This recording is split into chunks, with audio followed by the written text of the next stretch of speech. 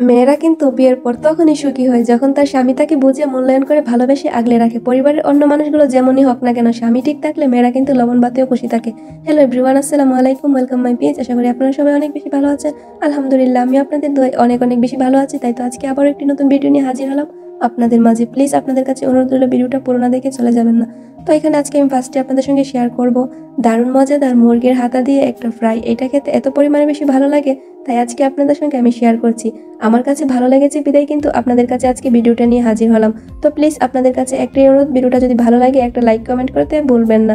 অবশ্যই গঠন অনুযায়ী একটা কমেন্ট করে যাবেন। তো এখানে আমি ফার্স্টে দেখুন আমি মুরগির হাতাগুলো ভালো করে ধুয়ে ক্লিন করে নিয়েছি।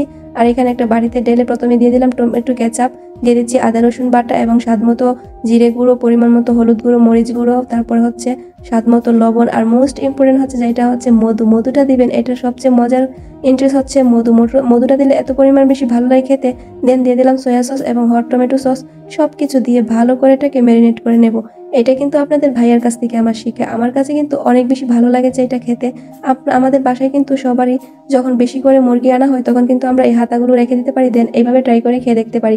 অনেক বেশি ভালো লাগে। আমরা তো শুধু চিকেন ফ্রাই খেয়েছি এবং আরও অনেক কিছু খেয়েছি, কিন্তু মুরগির হাতাগুলো দিয়ে কিন্তু এভাবে আমরা খাইনি। অবশ্যই একবার হলো ট্রাই করে দেখবেন। দেন ভালো লাগলে আমার ভিডিওতে এসে কমেন্ট করে যাবেন, হ্যাঁ আপু সত্যিই ভালো লেগেছিল। তো এখানে আমি ভালো করে মেখে নেওয়ার পরে এখানে কিন্তু আমি একটু তেলও দিয়েছিলাম। ভালো করে তেল দিয়ে মেখে নিয়েছি, তারপর তেলটা দেখাতে আমার মনে ছিল না। তো এখানে একটা প্যানের মধ্যে আমি একটা পেপার বিছিয়ে সবগুলো দিয়ে দিলাম, দেন ওভেনে দিয়ে দেবো। তারপর এই যে দেখুন আমার ফ্রাইগুলো হয়ে গেছে, আর দেখতে কতটা লোভনীয় লাগছিল। সত্যি কথা বলতে অসাধারণ হয়েছিল খেতে।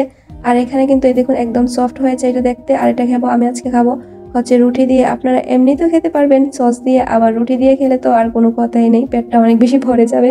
তো এখানে আমি দেখছিলাম অনেক বেশি মজা হয়েছিল খেতে। তারপর এক এক করে আমি একটা প্লেটের সার্ভ করে নিচ্ছিলাম। দেখতে অনেক বেশি লোভনীয় লাগছে। এখন আমার ভিডিওতে দেখে আবারও খেতে ইচ্ছে করছে। আপনাদের কাছে কেমন লেগেছে অবশ্যই একটু কমেন্ট করে জানাবেন।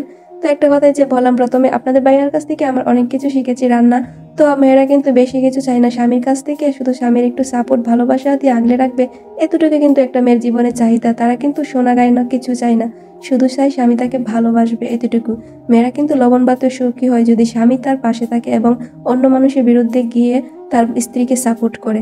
যদি স্ত্রীর অন্যায় দেখে তারপরে যদি স্ত্রীকে কিছু বলো, তখন কিন্তু স্ত্রী রাগ করবে না। যখন স্ত্রী অন্যায় না থাকা সত্ত্বে অন্য মানুষের সামনে নিজের স্ত্রীকে বকাঝকা করবে, তখনই কিন্তু স্ত্রীর মনটা ভেঙে চুরে চুরমুরসা হয়ে যায়। এইদিকে দেখুন আমি কথা বলতে বলতে কিন্তু আমি আগেই খেয়ে নিচ্ছি, আর অনেক বেশি ভালো লাগছিল। আপনাদের কাদের কাদের খেতে ইচ্ছে করছে আমার খাওয়া দেখে অবশ্যই কমেন্ট করে জানাবেন।